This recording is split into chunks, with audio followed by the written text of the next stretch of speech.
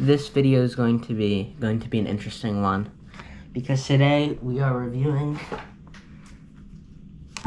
the Adidas Ambition 2024 edition. So there's a lot to this shoe, I'd say.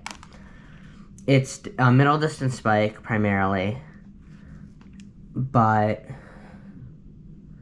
I don't think this is going to be a spike for most people. As same as the last video, we're going to start upper, down. In terms of the upper, we have this engineered mesh type material, very breathable, very comfortable, hugs the foot super nicely. We have the locking bands around the heel, the Adidas pull tab, and crap quality laces as on par with Adidas shoes. But I'd say this upper is definitely good. It's definitely comfortable to run in. Probably one of the best spike uppers I've seen to date. Definitely better than the upper on the Dragonflies. So then we're going to transition to the midsole. We have a very, very slippery insole, which does make it a little difficult to really use this. But if you get the fit right, it shouldn't make a difference. So this shoe does not have a carbon stiffening element, which is actually interesting for middle distance spikes. Instead, it's got a full length plastic plate. And I think that's definitely one of the things that make this shoe special. In terms of foam, we have probably an EVA, something similar to Light Strike in the heel, and then a TPE Light Strike forefoot. But I think the lack of a TPE or something softer in the heel is really going to be holding this shoe back, because you have to be a forefoot striker to really make use of this shoe, because when you're going to need to land on that foam, compress the foam, and then come off the toe, and it doesn't have an insane rocker. You can see from the geometry for a track spike, it's not going to be maybe the craziest shoe out there.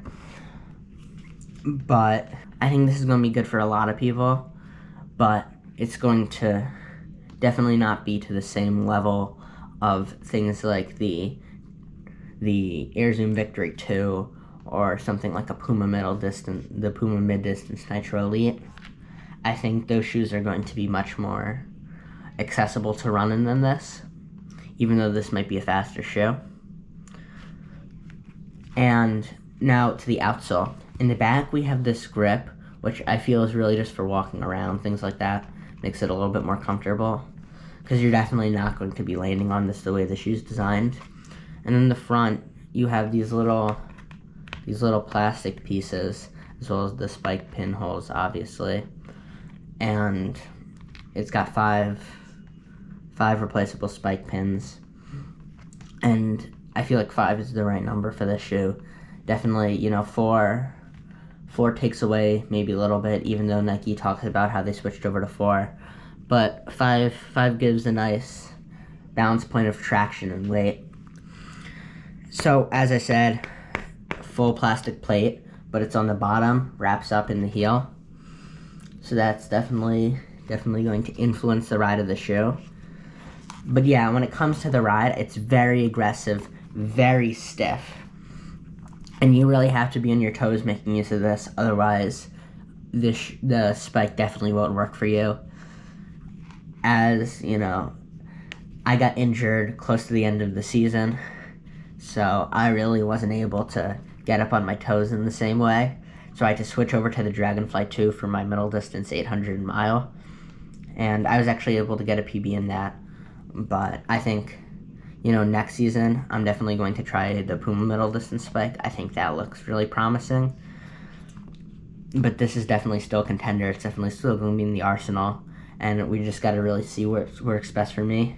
So I'd say if you're running 400, 800, this is probably the spike for you. And actually, just to prove that this spike is so fast, so powerful, and really built for the perfect form 800-meter runner, Oblique Seville actually used this spike to come out on top with people in the SP4, SP3 in the 100 meters at this year's World Championships. So that's really interesting, actually. But yeah, I definitely say this is a great shoe, but not for most runners.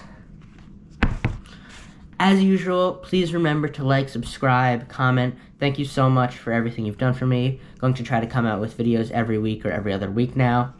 And you can actually tell I'm filming ahead now.